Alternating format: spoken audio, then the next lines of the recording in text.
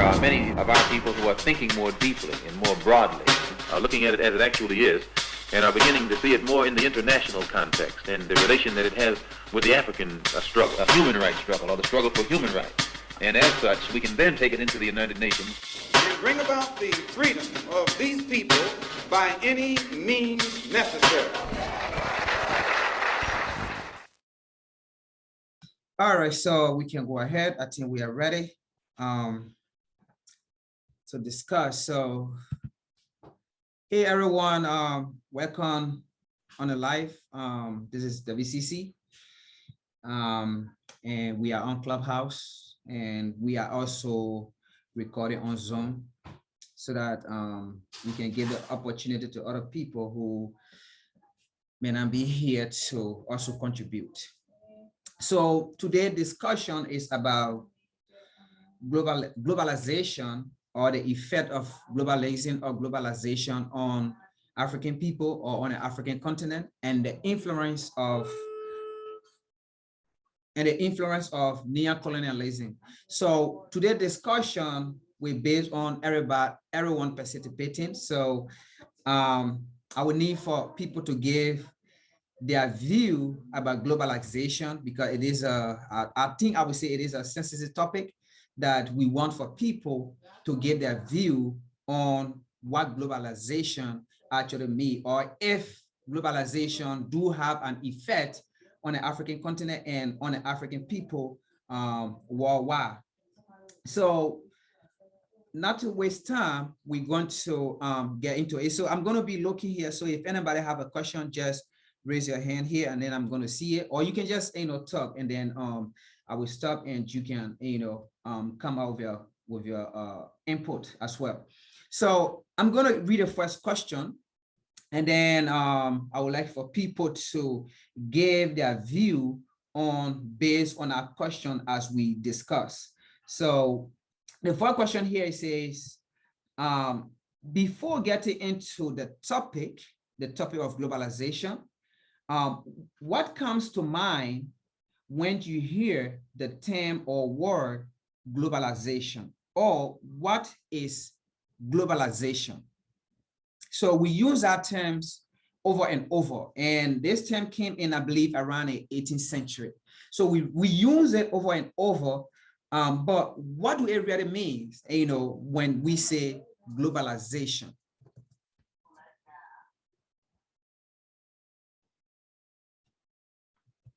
So I can start first to give a definition of some understanding of what globalization is, and then maybe that can give a perspective of people to come in. So in a very nutshell, I would say globalization is the process by either organizations or nation or institution coming together internationally to have what? Influence. And now there's a reason why I added influence. So influence, because with globalization, people are coming to join with you based on what they are bringing to influence you, to be on their side or not to be on their side, or either to accept what you bring into them on the table or not to accept. So that's why I'm using the word influence. So what really influence you to be part of that process? What really influence you to be a globalist? So are you getting something from there, or are people getting something from you? So that's the reason why I actually use influence, organization or group of people or nation coming together internationally, to develop, an international influence, so to speak. So what comes to mind? That is what comes to mind. But what comes to your mind when you hear globalization?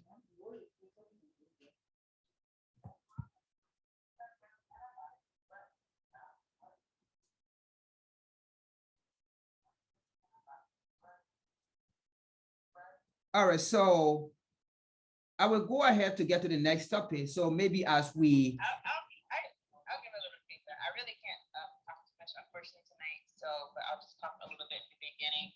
And anyone, if you want to jump in, please do help freak out. But this is Tierney. Globalization, it reminds me of kind of like this idea of borderless up in a world where anyone can come in and come out. And they say that's not how it plays out, obviously, because Africans don't have the leverage that Europeans have. Whenever you're talking about international markets, but the idea behind it that's been propagated, the propaganda that we have heard is that idea that the world is just trading with each other and that any of us can join in. But that's not how it ever plays out. It always plays out with the Europeans having a monopoly on power and Africans essentially being inside of the state of being colonized inside of a large sense.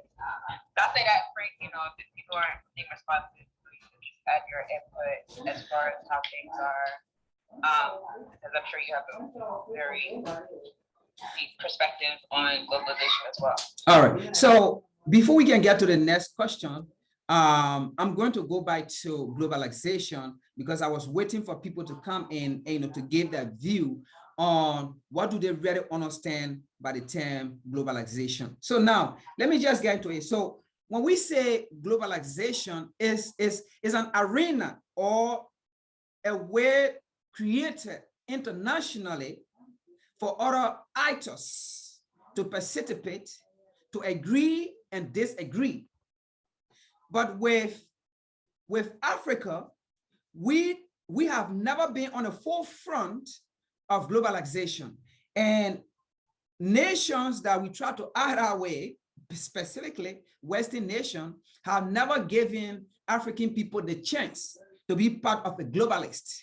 Because what happened here is they never listened to the input of Africa or the influence of African people. So globalization, as in terms of Western definition, like Tierney said, is monopolized. That is, they bring their influence to us, and they want for African people worldwide to accept their influence because they feel that their influence should be the standard accepted measure. And anything less than that is African and is never going to be accepted. So is that globalization? Is that globalism? Or it is one-sided globalization or monopoly? So that is what we want to actually discuss, and we are going to get into what Africa have actually benefited from this globalization that came in around the 18th century. What Africa have benefited from it, or it is the West or Europe that are benefiting from globalization when it comes to exploiting Africa. So now, you gotta bear in mind, this globalization, you may not know, but it's very exploitative.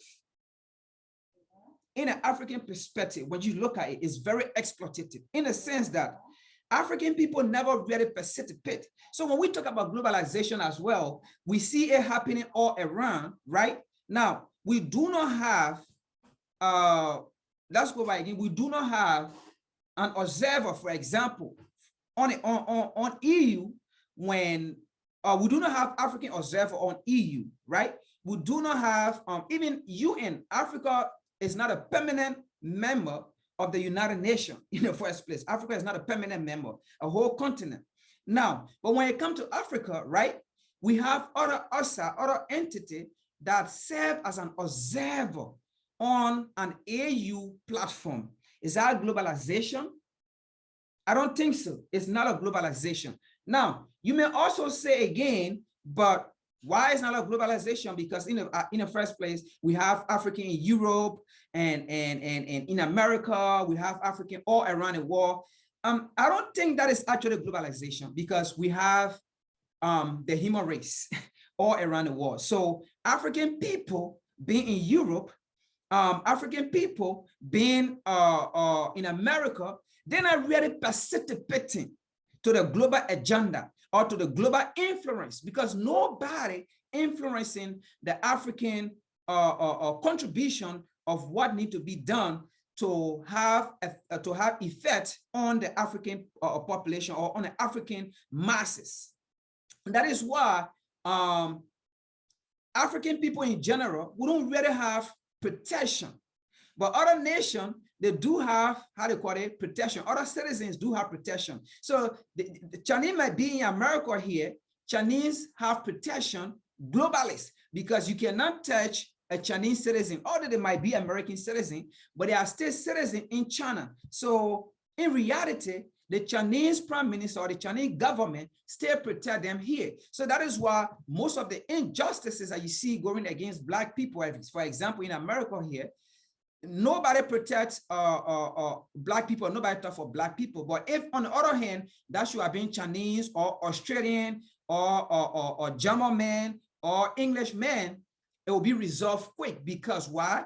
They have global entity that seek one another interest, that see one another influence, right? So with African people, we do not have that kind of a global entity to speak or to protect, us. So we're going to get into it more, but I don't want to stick on this topic.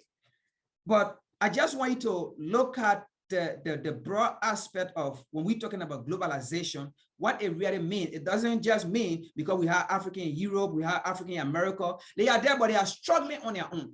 They are not exploiting European mineral resources or European job or whatsoever, like how they take advantage of on the African continent and in Black nation around the world, right? There's no nation around the world that African people are exploiting or that African people exercise their will over that country or over that nation. So let's get to the next topic. The next question here is why or how did Kwame Nkrumah predict Africa's future of neocolonialism to be the last stage? Why did he predict neocolonialism? So first of all, how he knew that there was going to be something called neocolonialism and he predicted it. So what made him to come with that word in his book that he wrote? So why he brought that term up? So do anybody have an understanding? Because as we are all here, born in a struggle, surviving within a struggle, at some point, you have some kind of a prediction already in your head as to what might happen 10, 15 years from now. So it was the same way Kwame Nkrumah did here. So my question here is, why do you think he did that? How did it come to him that in the first place it was going to be the last stage? And do you believe neocolonialism will actually be the last stage just because Nkrumah wrote about it or just because Nkrumah said it? Do you believe it is going to be the last stage? That could be another question that I just added to it. Anybody can come in.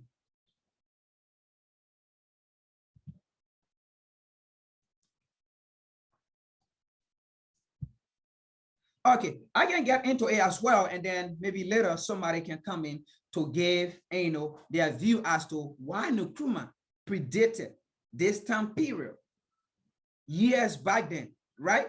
Now, Nkrumah predicted neocolonialism because as a revolutionary, you don't think for today, you don't think for that moment. As you are in your advocacy, you are also thinking beyond due to the people you deal with in your advocacy, due to how you understand the people you deal with in your advocacy. So you have to be some step ahead of the people that you are, how they call it, of the people that you are speaking against. Because that is why he said we cannot sleep on a neo-colonialist. Because he knew the neo-colonialists, they will never be asleep when it comes to their survival. So in his mind, the only way I can survive or we can survive as African people, we have to think beyond not only today, but also for the next generation, so that when the next generation comes, they will know how to perceive to it when they see it, when they read about it and they see it happening. Now, Nkrumah knew that there was going to be something called neocolonialism, because in the first place, during their time period, during the 60s, right? It was the time period where African leaders all around the world that were Pan-Africanists, that was fighting for the liberation of African people worldwide. Now, during that time period, there was still some Black folks that were being used to go against other revolutionary, to go against other Black folks, right? So now he looked at it that, okay, so right now it is colonialism, but how are we going to call it? Because we cannot refer to the white man as colonialist. And then if Black people in the future are doing it, right, going against Pan-Africanists or going against revolutionaries, right, we cannot call those people colonialists as well. So this was how he came out with the term neocolonialism. That is, you're going to have Black faces doing a job of the white man or doing a job of the European. And we are saying that we saw that in the 60s, right? Well, you have some African people who were doing a job of their master, assassinating great African revolutionary or African leaders, right? So that was where neocolonialism came in. So he saw it, he had a taste of it. And that's how he was able to mention it, because he saw it coming and he already had a taste of it. So now, but even he himself running away, going to exile to Guinea-Conakry, right, to Sékou Touré, he saw to it that even some of his own friends, some of his own colleagues were part of his demise, to even escape, right? So he saw to it that some of the people that he trusted, some of the people that he believed in, these are the same people that went against him. So he had to run away to another African country into exile, to Sékou Touré in Guinea-Conakry, to seek refuge there, right? So he saw so is that these people, you know, we have to classify them as neo-colonialists, because they are going to be the new face of colonialism. So that's how he was able to predict that, okay, these people are going to come in. So we need to mention it in a book so that when the next generation comes, when the next revolutionary comes, when they see it, they will know how to respond to their brothers and sisters who will be a neo-colonialist. So we have neo-colonialists all around the world, right, in Black faces, but they are not advocating, or they are not there to seek for the freedom or liberation of African people worldwide. So now the next question into that, will this stage, according to Kwame Nkrumah, be the last stage? Will neo-colonialism be the last stage? Now, it could be the last stage. According to him, he said we cannot sleep. So this could be the last stage if we don't go to bed, if we don't sleep, if we don't give up. But if we are not thinking, if we are not organizing, if we are not coming together to fight collectively, it will not be the last stage. There will be another thing that we ourselves will have to talk about, to leave it for the next generation. We either put it in book and the next generation will come to, and they will read about it. So this will only be the last stage is if African people work together collectively. If African people come together and form an organization like, how do you call it? Like Kwame Touré said, organization, organization, organization. The only solution to African problem is to organize, because the same people we are going against, or we are trying to mobilize against, they are very organized and they are very equipped. So the only way we can defeat them is for us to organize. And that is what Nkrumah is saying here. It will be the last stage only and only if we organize, we forget about our differences and come together and fight collectively.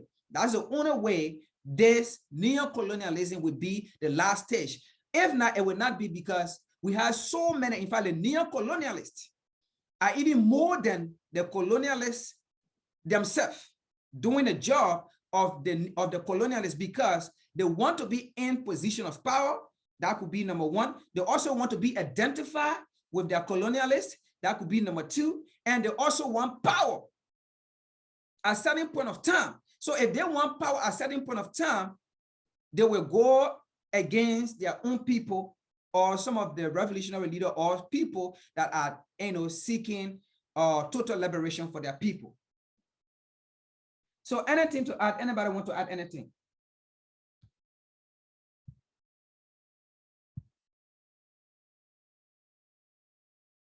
So we can get to the next question. The next question says, is globalizing a threat to the total liberation of the African people? Is globalizing a threat to the total liberation of the African people? Anybody have a view on that question? Want to contribute? Is globalizing a threat to the total liberation of the African people? Now, in answering our question, I would say yes. Globalizing actually have a threat for the total liberation of the African continent. That is, from the beginning here, the definition I gave you, I said, well, organization or nation or people coming together, right, internationally, right, to influence, to develop a mutual influence or to develop international influence. Now, the globalist influence have affected African people way of thinking, have affected African people not to even believe in themselves. They believe in the globalist. So they feel to themselves that without global agenda, the war can never proceed or Africa can never proceed. Without foreign influence, Africa can never gain her full potential.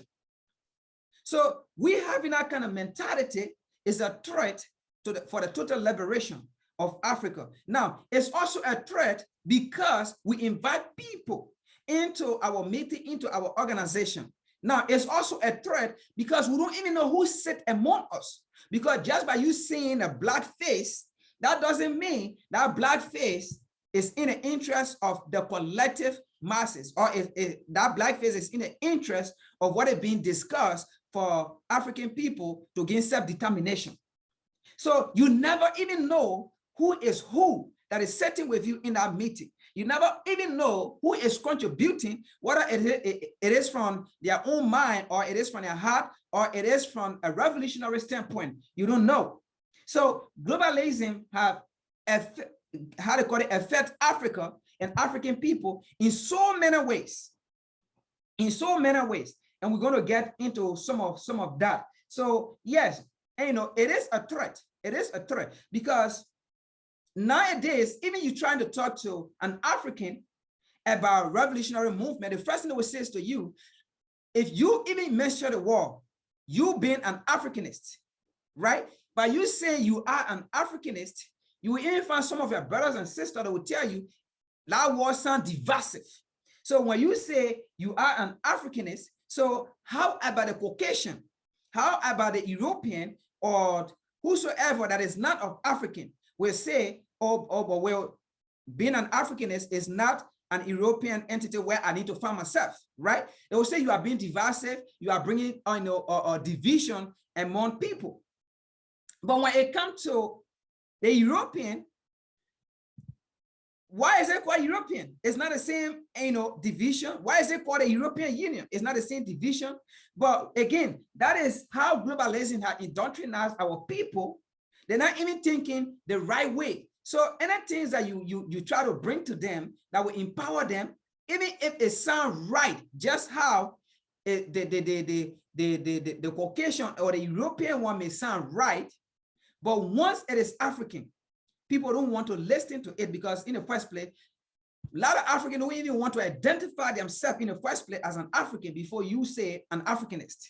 So they feel that it is a division because when you say an Africanist, they will start asking you a question, but okay, they're only African organization, so I don't want to be part of such organization. So another thing, it have done, when you call a meeting, for example, a gathering that have to deal with only African people, one or two African brothers will tell you, no, it is divisive. Why? It is only pertaining to African people. But the issue here is, who will come to discuss your problem if you don't discuss your own problem to find solution? And that is why African problem, it is very hard for us to find solution, because we are waiting for people to come to discuss our problem. And then before we know that, it is heading to something.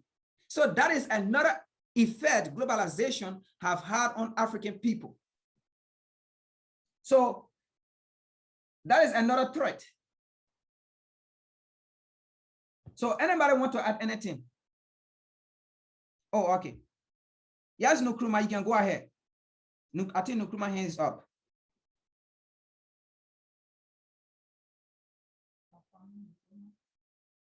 Hello?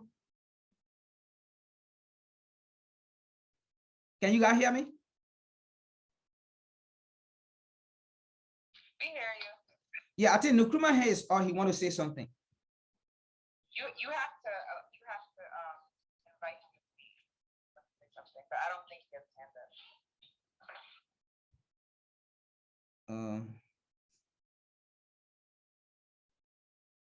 Well, I just click on his name. I'm not seeing no invite, but I mean, if he can hear me, he can speak, right?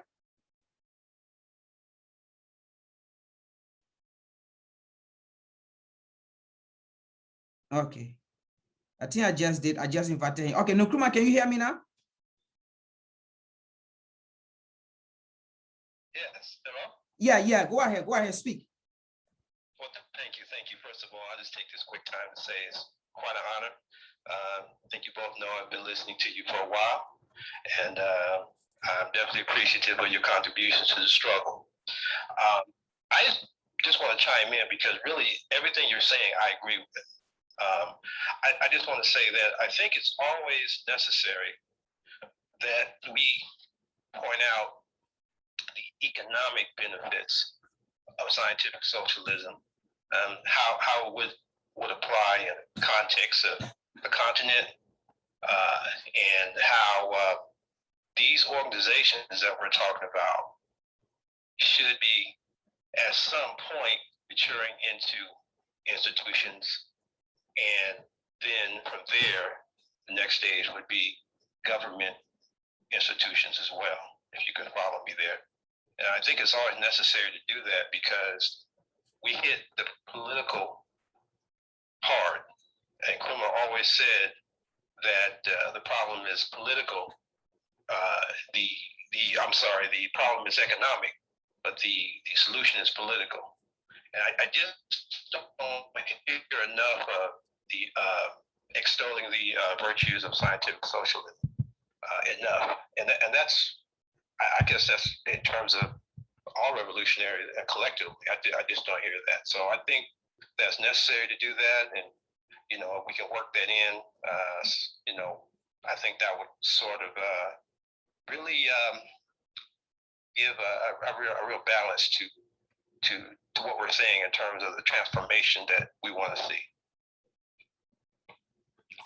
Thank you. Thank you, Nkrumah. Thank you for your great contribution.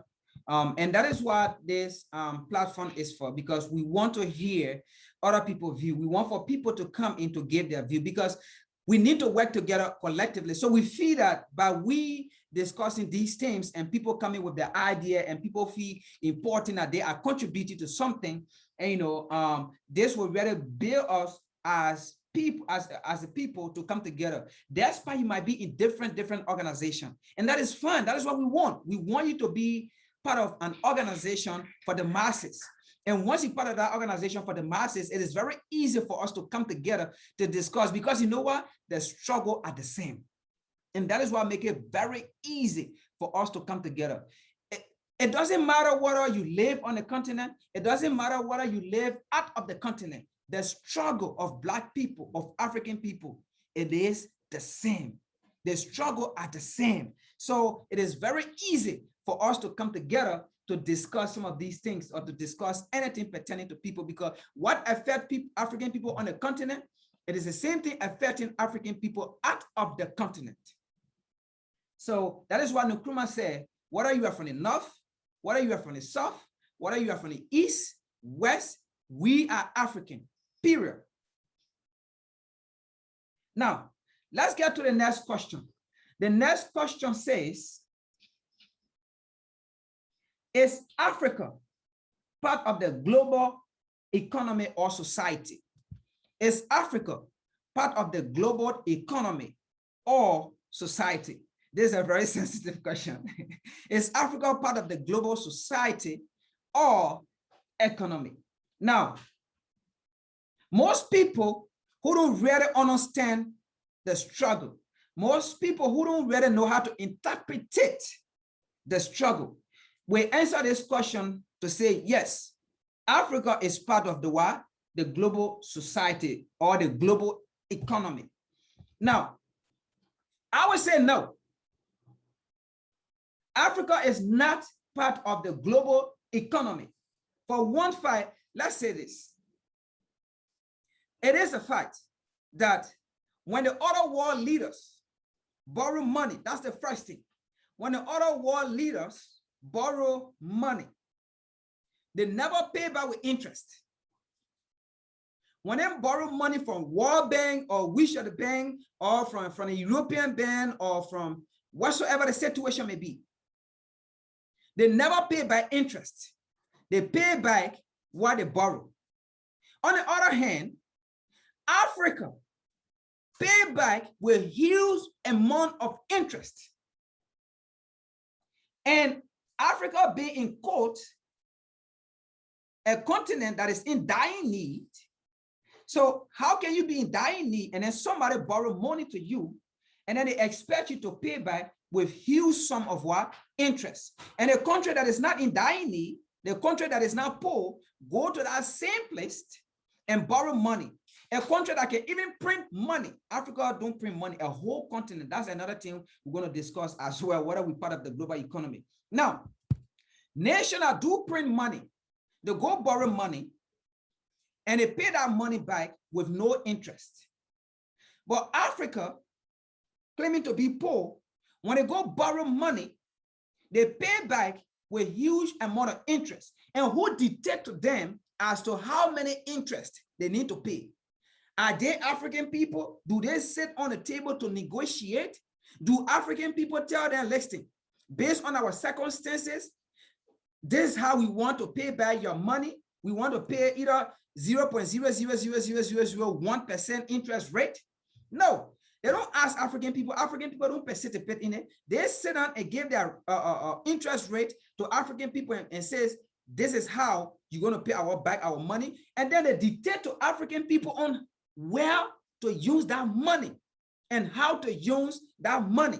So how am I going to borrow money from you and you dictate to me on how to use it, where to use it? Because the reason why they do that again is they don't want for African people to be in power. Because get in mind, our condition is their progress. Our condition is their progress. And if our condition is their progress, they are not going to give you money to go and strengthen certain sector of your economy. Number one, education. You will hear Western influence or Western people saying that they want to improve education on the continent or in Black nation in the first place. Let's look at this. Even in America here, the African community, the African institution are not funded by the government. So that alone, you in the people system, or we are in the people system, right? But our institution within the people system are disregarded. That shows to you that if they can do that in a system that they live in and control, why would they not do outside of a system that is not part of that system? So that is why when African people go borrow money, they dictate to them on where to use it. Do not use it in an educational setup. Because they believe, or the imperialists or the capitalists, is that if you educate a conscious mind, and our conscious mind get to know that what you are doing to him is against humanity, what's going to happen is he's going to come after you. So they're not going to create any learning environment that you will be able to compete with them. First of all, the mind of the capitalist is not to have a competitor. So they're not going to allow you to compete with them because they know if they allow you to compete with them, if they allow you to know and compete, they will not win. So even with our struggle, we are still winning. So that alone tells you that they know what they are doing. So that is one example that Africa is not part of the war economic or the war society. That's one point, because when they go borrow money, they have no interest. They don't pay with any interest. They pay back. But when African people go borrow money, we have to pay back with huge sum of interest. And if we don't pay back, there is something called collateral. So part of your diamond mine or your resources have to go in the hands of the foreigner, of the people that loan you the money. So we are not part of the what? The global economy. We are not part of the global economy because nobody working with African people. We are not part of the global economy. Now, another reason why we are not part of the global economy is because African people do not sit on a table to discuss global agenda with the globalists. African people are always on the table, or African people always get the results of what is being discussed. So if we are not on the table, but we only get result and go with it, does that make you a globalist? Because we are not there to give our influence. We are not there to explain to the globalists as well what is needed for the African people and what would benefit for the African people. But we are under the table, or sometimes we may not even be in that meeting. Only call they make to African leaders, to some African leaders, that okay, this was what that was discussed. We see that even when some years back, when they had a UN, I think the 74 UN summit in Geneva, Switzerland or something, what happened? African leaders were the only people in the hall when they were about to speak. So you say you having a global meeting, but when African leaders were about to speak, the whole place get empty. The other world leaders go out, and no even Western media there, right? But the moment the other world leader about to speak, the entire area get occupied. That alone tell you, are we part of the global economy? Are we part of the global agenda where we have to discuss something affecting the African continent or something affecting the African nations? No, we are not part of the globalists. We are on our own. We are just beyond thinking that we are part of the globalists. Now, let me let you to understand this. When slavery was ending, let me just go back. When slavery was about to be abolished, right? Now, the man they call Adam Smith, what they say he's the father of economic. One of the theory he came out with when how they call it in the 1800s, when enslaved African in the diaspora or in America here were protesting for their right and for their freedom and all of those things, right? And there is during that time there was something called the Gabriel Conspiracy in the 1800s. Now, there were all kind of sort of arguments from the enslaver, from the slave master, what to do. And this was Adam Smith's theory that he came out with. Adam Smith's theory was, listen,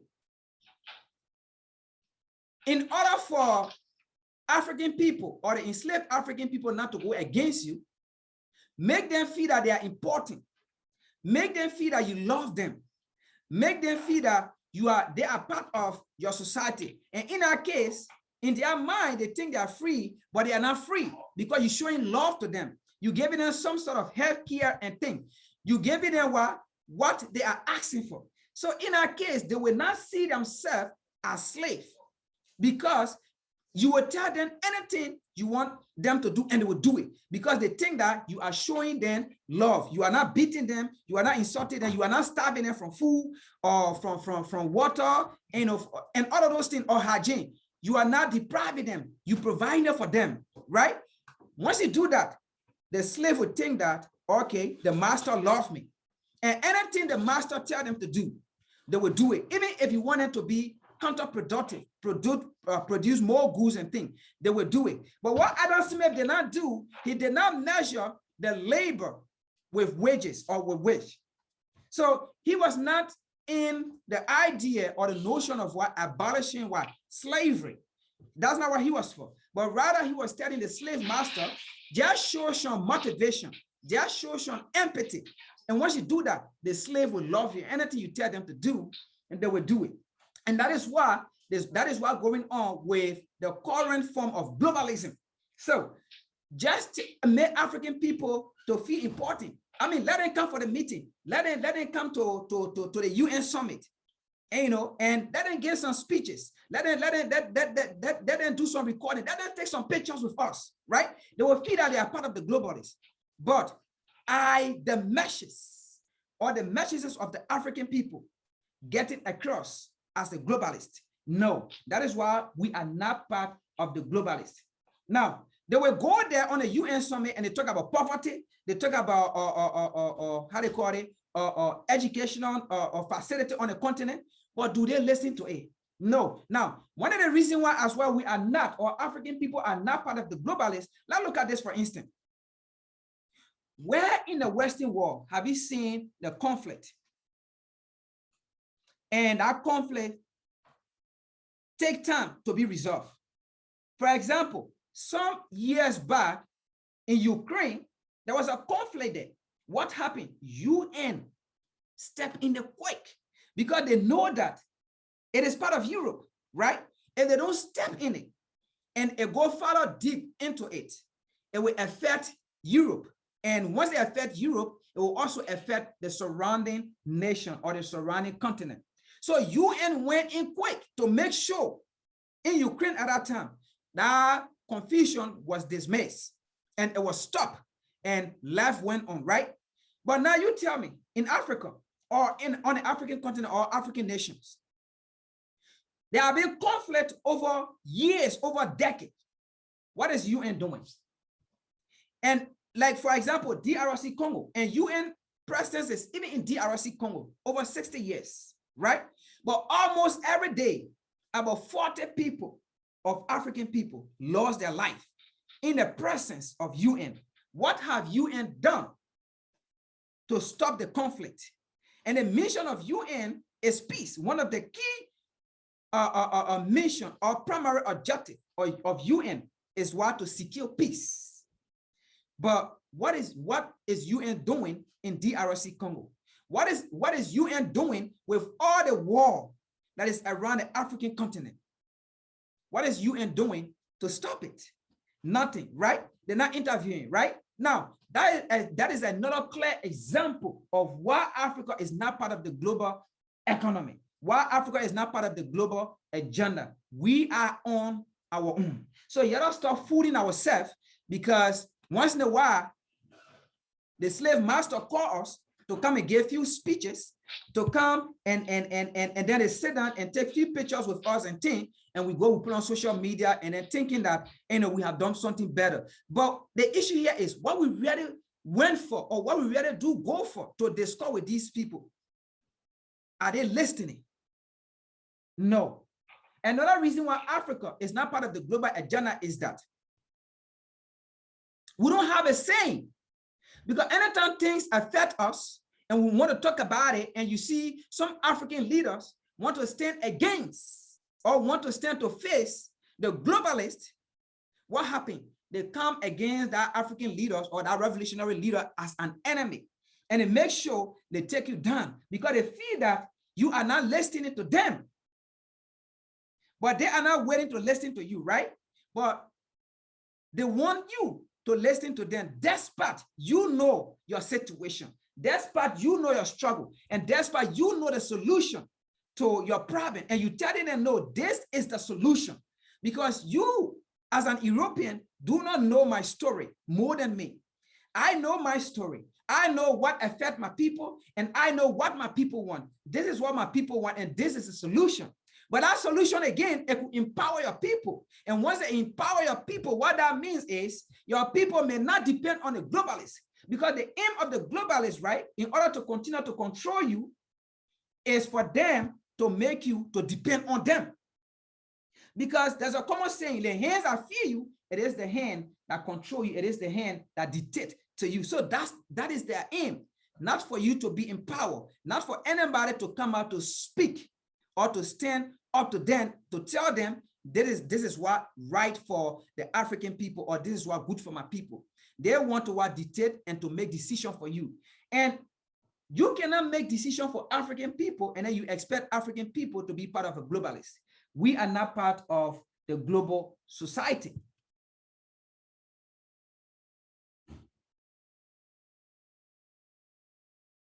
Any contribution?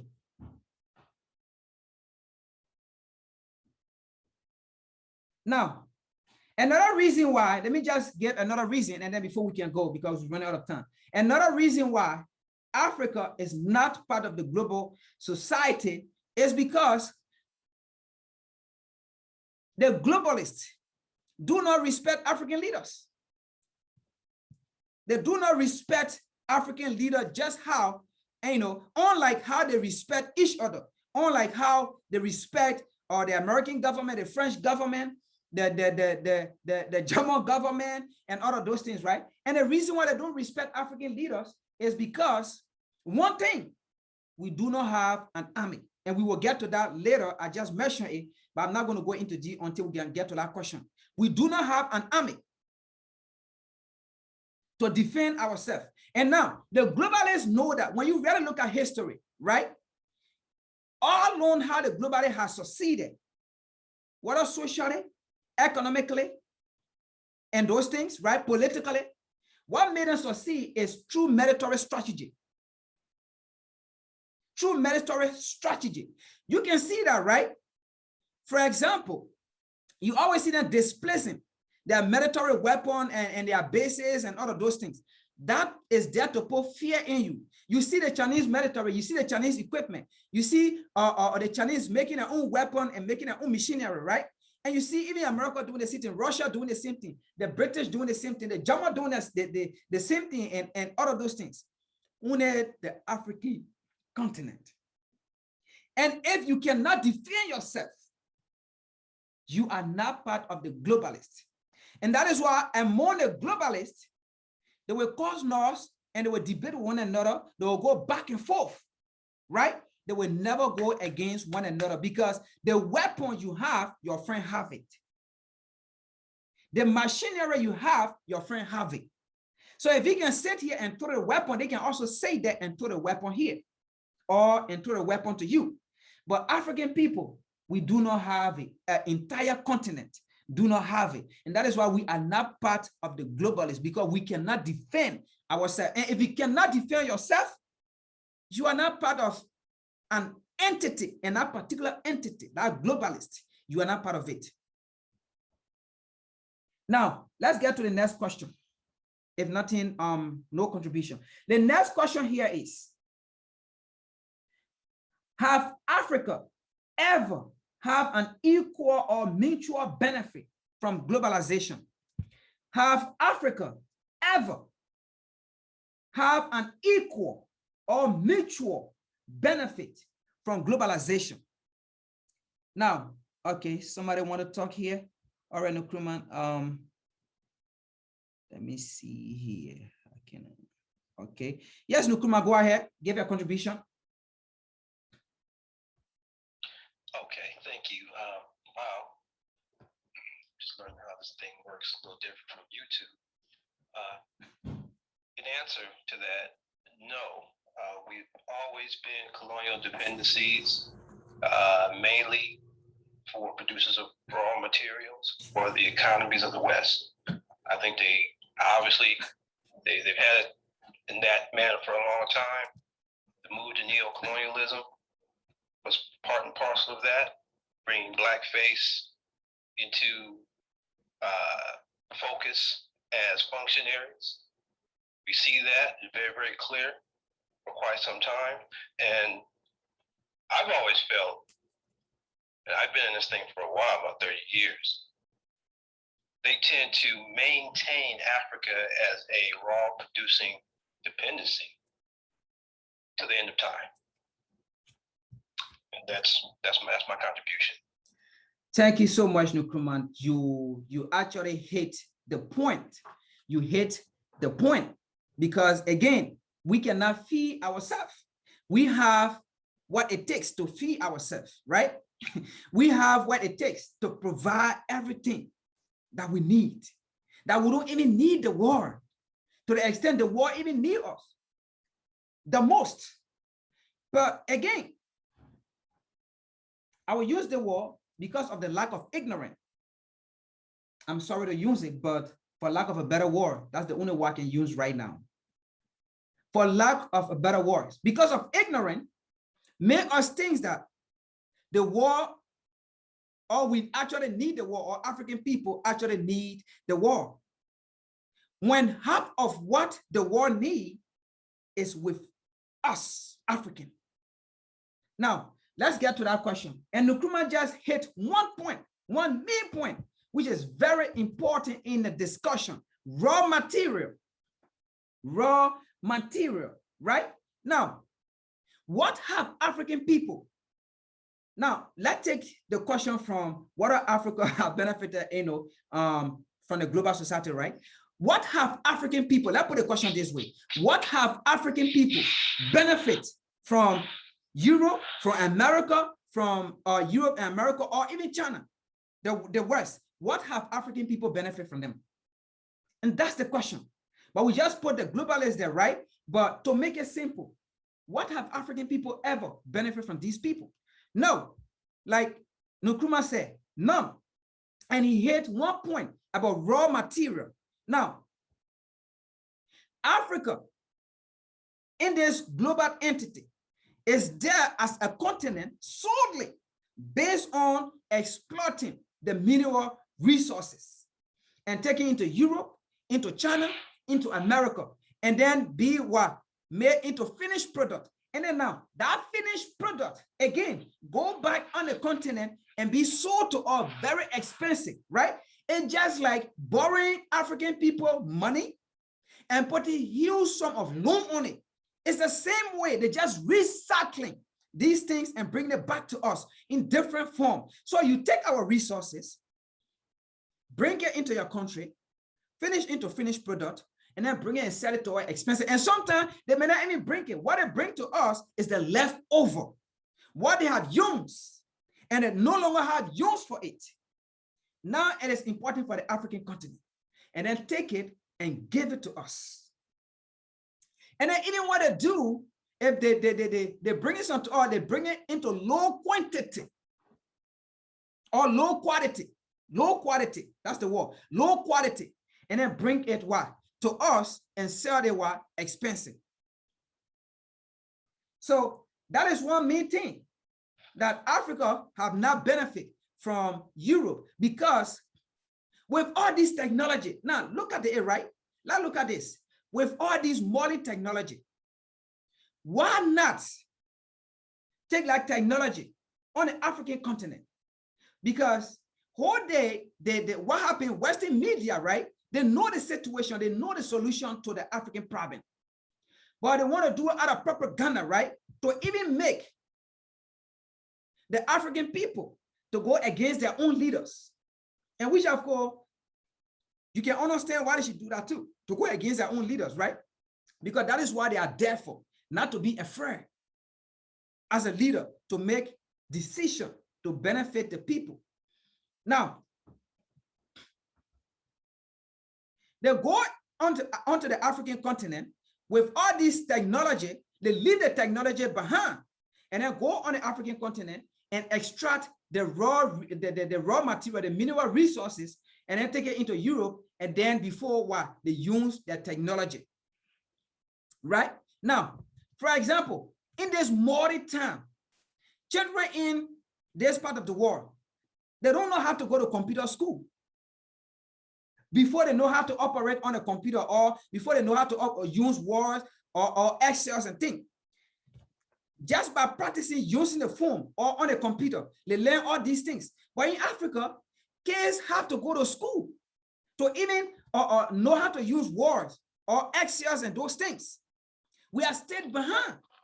And the technologies is here, but they are not willing to take it there again. You cannot educate the man from whom your raw material is coming from. Like Adam Smith said, you cannot play with the source of income. Where you getting your income from, you cannot play with it, because if you play with it, you are not going to get it back. So there is no time soon we think Europe going to take, or the West going to take education or technology on the African continent. It have to go there from us, the African in the diaspora, right? We have to take these things there. We have to take these things to our community to educate the masses, on what we need to do with our resources, so that our resources cannot be coming to Europe and to America and so forth. So that is another reason, Africa have never benefited, right, from globalizing. Now, another reason here that people think is very common, but it's not common. Now, for instance, what African language or languages that is being taught in Europe or in Western world? One, nothing. No African language or languages that is being taught in Europe. But go to Africa, or not even on the African continent, but in Black nations around the world. Go there and see people are teaching French, English, Spanish. In some places right now, they are even teaching or Chinese. So why should we allow people always to come and mock us? And we take it, and they play for us, and we take it. So in most of our African institutions or school, they don't even teach the African language. It's a taboo to even teach it there. They even see you as speaking any African language or on campus, they punish you. I remember when I was in Ghana going to school, we never spoke any or tree or airway. Once they see you doing it, in fact, your senior, what they do, they will make you to kneel down and put your hand in the air.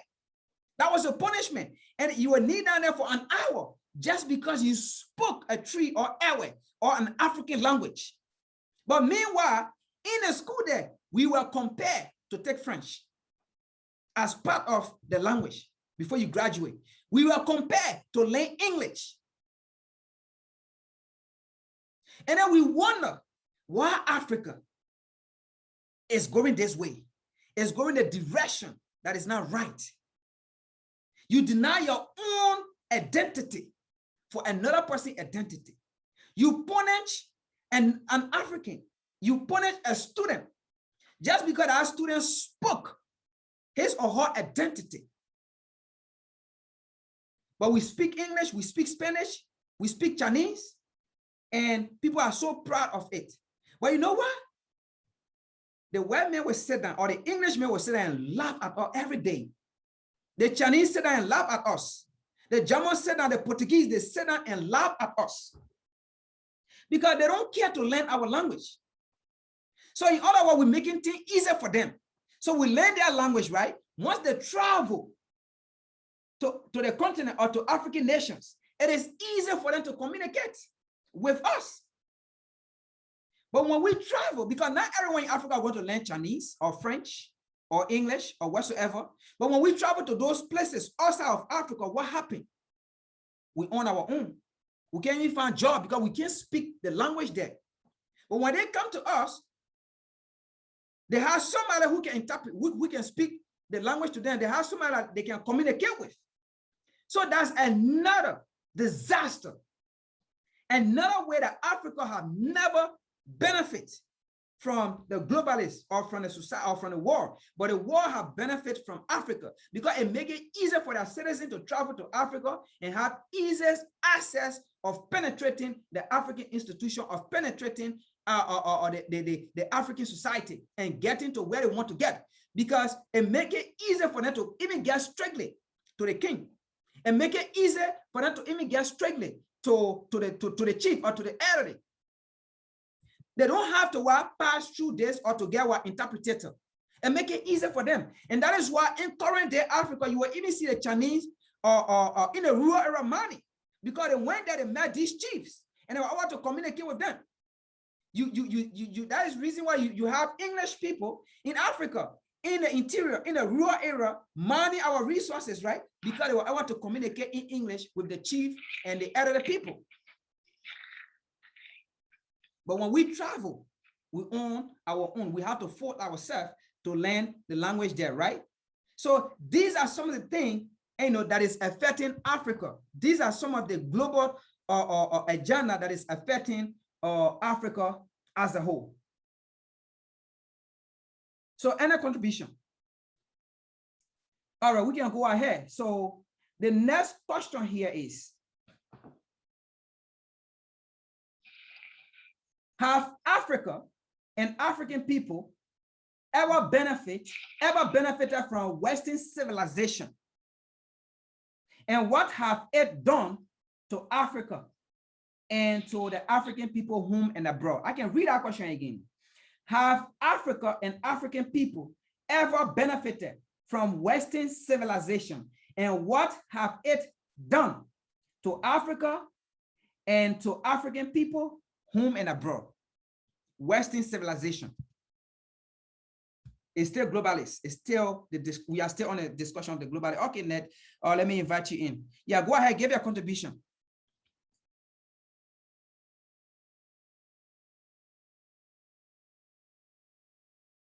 Yeah, Ned, you muted, so you have to unmute yourself.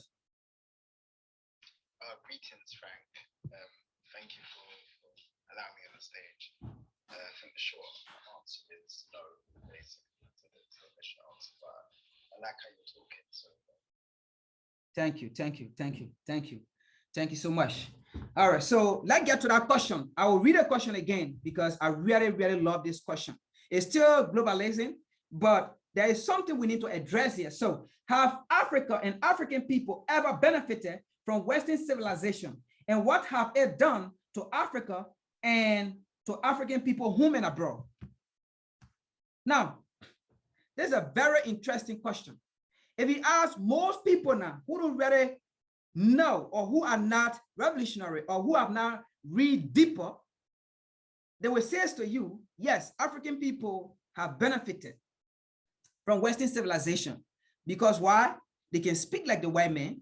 They can speak like the European. They have European knowledge, and those things, right? They have the opportunity to fly plane. They have the opportunity to travel anytime, they want to travel and those things, right? Yeah, so they will say to you, yeah, we have benefited, from Western civilization. But it is very important for us to discuss something like this. What have Western civilization done to the African people? First of all, I would tell you, looking at our situation, because this question will be answered based on the situation of the African people, the situation of the African masses. That's the only way you'll be able to tackle this question. Other than that, like I said, most people will tell you, say yes, but you have to look at the situation of the African masses before you can answer this question. So in answering that question, looking at the situation of the African masses, I would tell you no. Africa have never benefited from Western civilization because we are still at the bottom of society. To the extent that I can tell you, when I was at Penn State, a Chinese looked at me and said, white people were the subordinate, and the second subordinate were Chinese, and African people were the least. So this is just recent something. So Black people or African people, we are still at the bottom of society. So we have never benefited from Western civilization. Western civilization, let me tell you what Western civilization have done to the African family, or to the African way of thinking, to the African way of doing things, to the African norms, to the African tradition. What Western civilization have done, what globalization have done to us. Number one, it destroyed the family. We no longer have that extended family. And that is one reason. That is another reason why it is so hard for Black organization to come together. Because our family have been destroyed. We see ourselves as individualism. We see ourselves as my wife, my kid, my husband, that's it. My husband, my kid, that's it. Every other people, I don't care about them. They have to survive. Well, my sister had to survive because my sister have her family. I don't care about her. That's the kind of mentality. That's the effect of Western civilization, because it have destroyed that family tie. It have destroyed that family unity. So for us to even see ourselves come together, it's even hard, because sisters and brothers are not even coming together because they feel that they live in different homes. They have their own family. So they will always tell you, well, you can settle your family issue. It is your family issue. You can settle it. I am not part of it. So the division, that one division have been created. So we no longer have that extended family relation. That alone to talk about what? Building organization or coming together. So that is one effect of Western civilization on the African people. Another effect of Western civilization, it have destroyed our culture, our way of doing things, our belief. Now, it is very insane for one to think that everything about him or her is bad just because somebody said it. It is insane. Just because somebody said everything about you is bad. No culture is totally or entirely bad. I agree. There are some things that need to be changed based on what, how life have improved, based on what, how things have unfolded or been unfolding throughout the year, based on generation and generation. So things have to be changed. But to say entirely your culture, your way of life is bad just because somebody said it and you agree to it, that is insane and that is wrong. That is one area that Western civilization had destroyed. The African civilization have destroyed African people.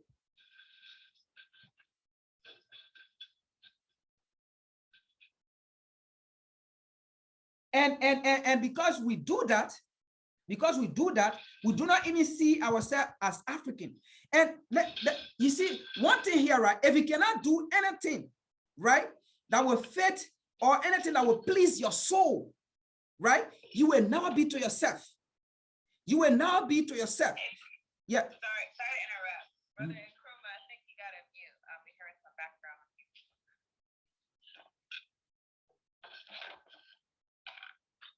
I apologize. I'm in the kitchen. Let me just move out and probably wait. Okay. Yes. Okay. Yeah. So yeah. So that's another era Western civilization has done to African people, because it made us to believe that everything about African people is bad. And that's why Malcolm X said, "Who taught you to hate yourself? Who taught you to say everything about you is bad? Who did it?" So not everything about you is bad. To say one culture, everything about one's culture is totally bad, it's totally ugly, it's unacceptable.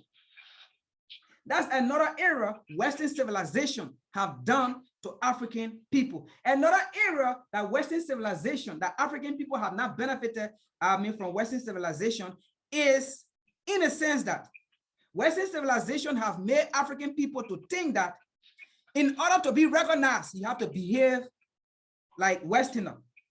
You have to speak like Westerners.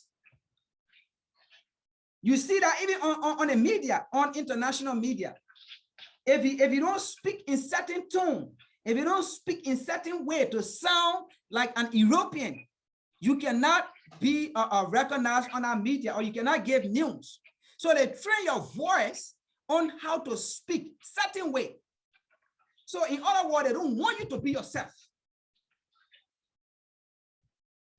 They don't want you to be yourself. So that is another area. And to the extent that even today's generation, you will see them deny themselves. They prefer, even black as they are, like charcoal, they still see themselves as not African. And they don't want to associate themselves with what African. And we even see that today. And sometimes they will go, and they will be rejected. And then they have to come back to their own. So that is what Western civilization has done to African people. Another thing Western civilization have done to African people is that Western civilization has plagiarized African civilization. And when they plagiarized it, what it did, in fact, the word plagiarism, I believe, it came from the time Westerners went to Africa and plagiarized African ideology and plagiarized all the African writing and those things, and they wrote it into their perspective, right? And then they destroy what they made there. And then they put into the book that whenever you read from an European manual, you have to call the name of that European, you have to quote it. So whenever you do that, what happens here is you are empowering Western civilization. Because when they said civilization started from Africa, that means they went there, everything, almost everything they learned from us, that they learned during that time, it came from us, but they did not quote from us. Rather, they destroy what they learned from us and then put their name there. And then once we learn it, we have to quote from them and to say they brought about the idea. That is another thing Western civilization have done to African people. It destroyed the African ideology. It destroyed the African architecture. And then make it their own. But yet and stay, we still see it all around. Our forefather knew what it was doing. Even though they destroyed, they could not destroy it altogether. So most of their scientists like Socrates or Alexander the Great, all of those people went to Africa. They were in Africa. They got their knowledge from Africa. Before they became great, they were nothing. Before they became great, it was Africa that made them great. So they plagiarized from us, and they did not quote from us to say, according to the Asian African, or according to the African interpretation, but they destroy everything. And they deny us of our own knowledge. So Western civilization, and we say that and we believe it, that all came from Rome, or all came from what? Greece.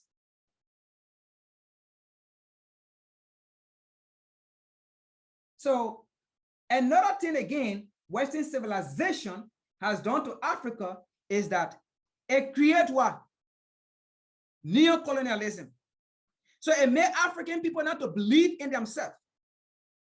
The only time something is truth, if it comes from what? The neocolonialists. That's the time African people believe that it is true. So we ourselves can say something, we will not believe it. We will not believe each other. So Western civilization have made us not to believe each other. It have made us to lose trust in one another. But we believe in the Westerner, whatsoever they say. We believe that, in fact, anything come from Europe, anything come from the West is the best. So we need to work with it. So that is another thing. Because before Western intervention in Africa, African people were easier to mobilize to come together. But now, no. It is very hard for African people to mobilize. One, it is all African, they think that is bad. Once all African come together and participate, the thing is bad. It have to be mixed. So that is another aspect of Western civilization. It made us not to believe in ourselves. It made us not to believe in our culture. It made us to deny ourselves. It made us to deny even our tradition. It makes us to deny our tradition. It makes us to deny even our spirituality. Like my grandfather always told me, what it used to do, it used to be raining, right? As it raining, they will be walking, going, but the rain would never fall on them. They will control the rain. But it will rain, but as they keep walking, going, the rain will be falling ahead of them. And you will see the erosion, and they will walk into that erosion. But as they going, progressing, the rain will be falling ahead of them until they can reach, and the rain will never fall on them. And that had to come with spirituality. They were communicating with nature. They were communicating with nature. But nowadays, it's very hard to see African people communicating with nature. Now, let's just go by. So are they trying to tell us that if Europe or European was never going to Africa, African people was never going to go to heaven? So that's just the narrative. African people were never going to go to heaven if European was never going to Africa, was never going to go to Africa. African people was never going to go to heaven. So we were going to go to our spirituality, right? I believe so. So we communicated with nature and nature answered us. We communicated whenever we needed rain to fall. We communicated whenever we needed sun to shine, and sun will shine. We will communicate with nature and rain will fall. We communicated with nature whenever that season comes, we have bad harvest. We will communicate with nature and the next season we'll have good harvest. All those things have been destroyed because of Western civilization that made us to think that everything African is bad. And due to that, Europe was able to conquer African people. Because if you cannot practice what bind you people together, you people will be divided. And that is how Europe was able to manage to divide us, make us think that anything we do is bad. Because they made us believe that how are you going to communicate with nature and it happened? You're not supposed to communicate with nature.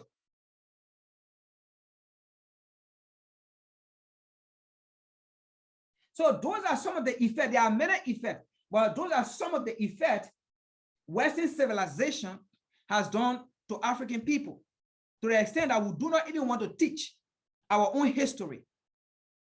We believe that our history is supposed to be left behind. So most of the time when you talk to African people about African history, they will tell you where that was in the past. Let's move on. But yet instead, they teach the European history. Right? They teach about Arthur Hitler, right? That he was the bad man in history. No, he was not a bad man in history. He was just a bad man. They refer to him as the bad man because he killed Jewish people, right? But how about Napoli from Belgium? Or Leopold. How about King Leopold from Belgium? Who ill-treated African people? Who killed African people? Who cut their hands, their foot, and even made fun out of it, and even made chocolate out of it in Belgium? And they built statue for him, for he killing African people, cutting their hands off and things. But they do not talk about him as being a horrible man in society, all because why? He did it to African people. But in a nutshell, he was more dangerous than King Leopold. So any contribution to be added before we can go to the next question?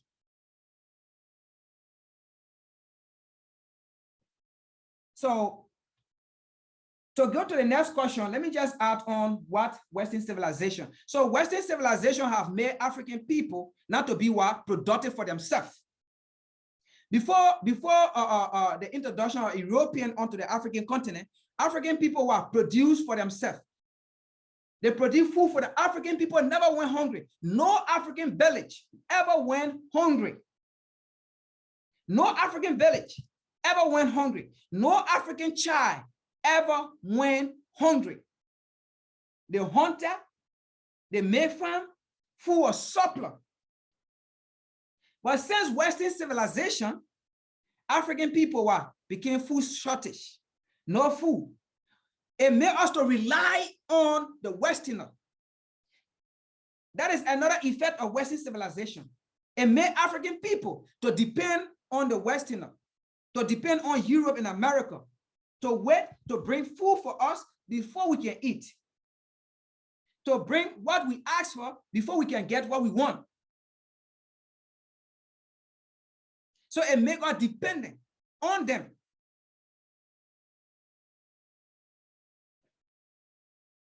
How can our labor make Europe and America rich from laboring, right?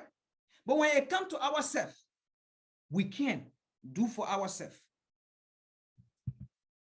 because it made us to depend on them. So let's get to the next question. The next question here is, because we're running out of time. The next question here is, How did globalism affect Africa and African people, home and abroad? How did globalism affect Africa and African people, home and abroad? How did it affect us? Now, let me get into it. Globalism have affected African people both home and abroad in a sense that we see ourselves now, African people who are not conscious in Europe and America, they feel that they are European, even some Africans that are coming from the continent. Once they come here and they spend 1 or 2 or 3 years and they start speaking like the white man, or they start speaking like European, they feel that they are European. They no longer identify themselves as African, right? So now, globalization have affected African people on the continent and African people in the diaspora in the sense that African in the diaspora think that they are European. To the extent that even when they leave, they go back on the continent, they are a European. They want to speak series. They want to speak like the white man. They no longer speak the data they used to speak there. In fact, most of them did not even know how to speak English before they came here. Now they're going back on the continent, they don't even speak that dialect again. Meanwhile, they know how to speak it, but they feel that they are coming from the Western world. They do not even want to associate themselves with some of the people they met there or they left there before even traveling. So they add that they speak Siri, they add that they speak the white man or the Queen language. So it brings separation between us. On the other hand as well, Africans who have never traveled on the continent, who have never been there, Western globalization have given the wrong impression to Africans who have never been on the continent, who were never born there, to the extent that they are even afraid to go there. They are afraid to go there because of Western education. But meanwhile, every day and night, if you get to Newark Airport or to New York Airport, you will see non-African traveling to Africa. They travel to Africa more than any other nation or more than any other continent. So these are the questions we African in the diaspora need to be asking ourselves. Why are these people traveling on the African continent so much like this? But yet they say they come and give us the wrong information about Africa. If the place is indeed bad, why are they going there? So it creates division among African on the continent and African in the diaspora. So it creates fears for African in the diaspora to go there. So that is another area where globalization have affected African people, right? Have brought confusion with African people in the diaspora and African people on the continent. Because we always say, that's Africa, let them deal with their problem. But the same thing that we're dealing with here is the same thing people on the continent dealing with. So in other words, they do not want us to recognize, right, our common enemies. Because I tell you, if you travel to Africa, you will recognize the common enemies. I am a typical example. I came into this part of the world before I could actually recognize the common enemies. So that's how it is. So any contribution?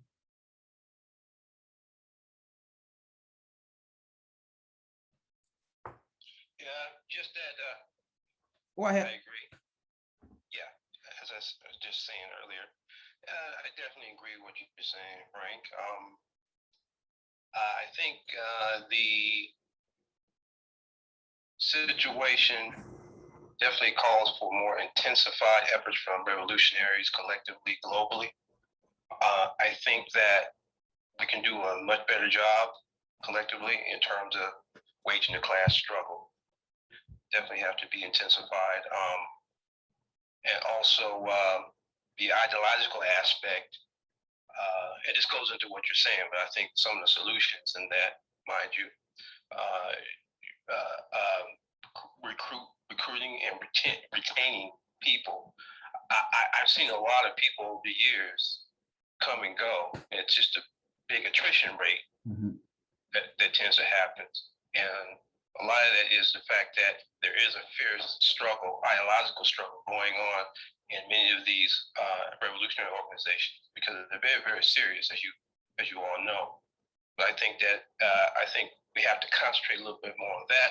And I also believe that at some point, even though we're not at the stage in terms of the armed phase, I think, in my opinion, we have to start talking about that, how that will look. I know we have the outline and handbook of revolutionary warfare, of course.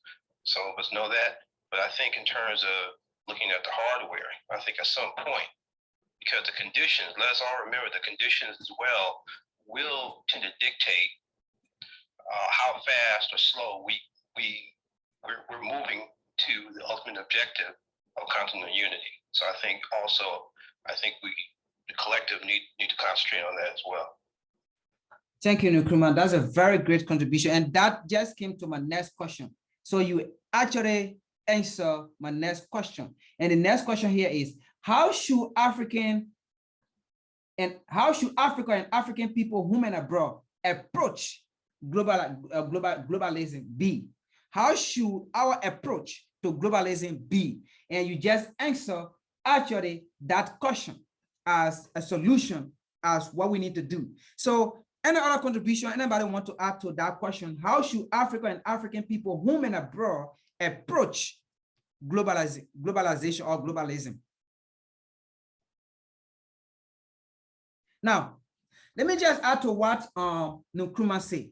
How we should approach it is that, number one, we should not take the interpretation of the enemies. That's number one. And it should be the number one and the summary of it. We cannot take the interpretation of what the imperialists bring to us. Like Marco X said, who taught you to hate yourself?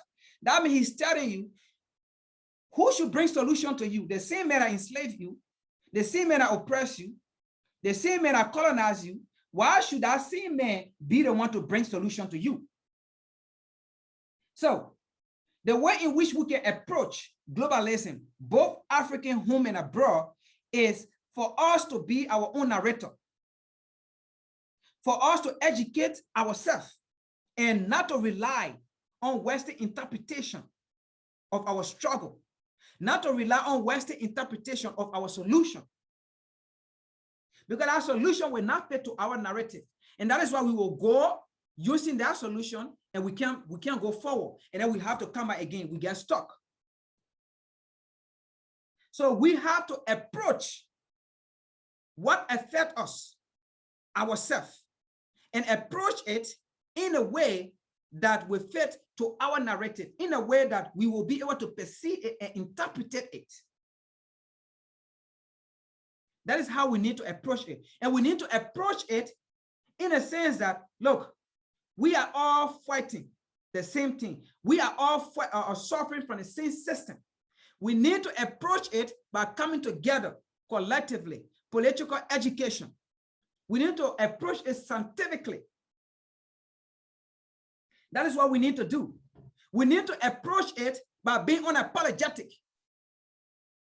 Because when they were enslaving us, when they were colonizing us, when they are oppressing us, when they are also preaching a propaganda, they are not, how they call it, they are unapologetic when they're doing these things. They are unapologetic. And the reason why they are unapologetic is in their benefit. And we have to also have that mindset. Anything that we do that is in our benefit or will be in our benefit, we don't care. We should be unapologetic about it.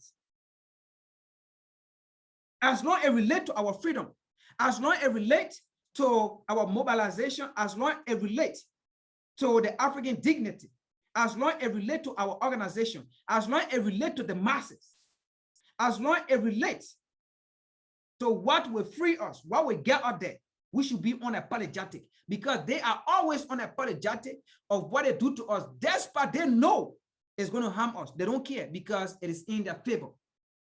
So we should also have that mindset of being unapologetic. Now, we are already, time is running against us. We have reached to, but let me just read the last question. The last question here is, How should African people interpret or perceive globalization? How should African people interpret or perceive globalization? How should we see globalization? Now that we have gone through this, right, and know the ill of globalization when it, in our society, or when it comes to Black people or African people, how should we perceive it? How should we look at it to be? How should we practice it? What is the solution to globalization in the African perspective? For us to be unapologetic, what is the solution? Now, because of other time, let me just tackle that. The solution here is how we should perceive or interpret globalization now. African people, we are all around. So we are a global family. So we should approach globalization based on an African agenda, based on an African perspective. That's how we need to approach our globalization.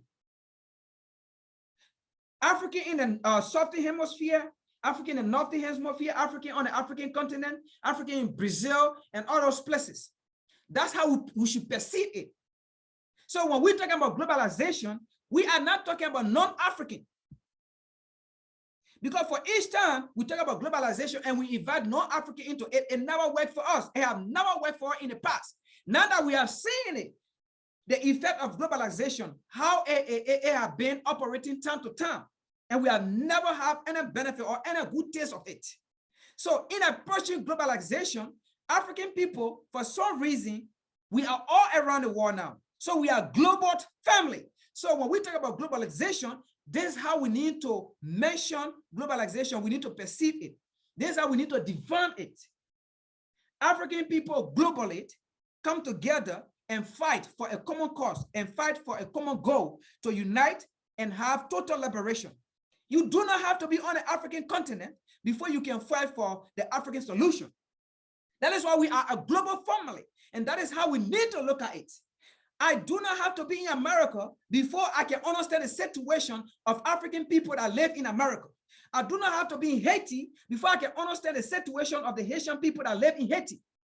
I do not have to be in Brazil before I can understand the situation of the people that live in Brazil. I do not have to be in Australia before I can understand the situation of the African people in Australia. I do not have to be in England before I can understand the situation of the African people in Great Britain. If we work as a global family, you can be on the other side of the world and understand the situation of the other brothers and sisters in the other part of the world, because we all are fighting the same system. So that is my contribution as to how we should perceive the global agenda. And that is how we will unite. And that is how we will organize. And that is how we will gain victory. Anything to be added, Tiani? I pass it on to you.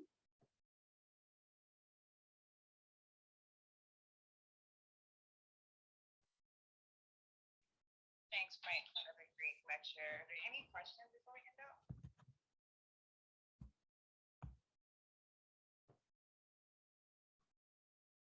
So I think no question. I think everybody on call. Okay, seeing none. Thank you everyone for joining. This will be posted to our YouTube channel, Recharge Colonialism. And if you want to learn more about us, you can go to rechargecolonialism.org. And we hope to see you inside of our next revolutionary repatriation class. Thank you.